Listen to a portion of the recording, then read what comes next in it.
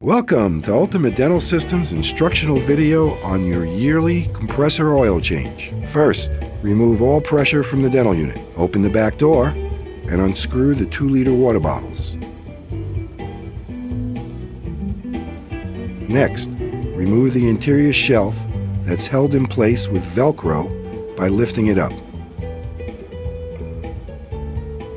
Unscrew the black air intake filters from the compressor pumps.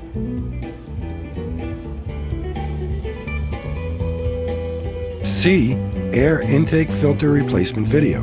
Remove the air intake filter fitting. Using a 12mm socket or wrench,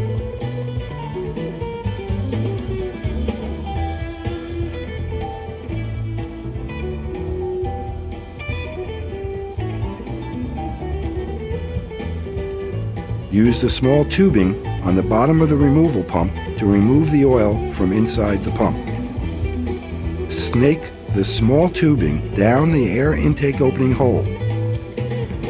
It sounds easier than it is. You must avoid the pump, which is located in the center of the compressor head as shown in this cutaway diagram. Once pump is pulling oil, pump until head is dry, placing waste in an approved waste receptacle.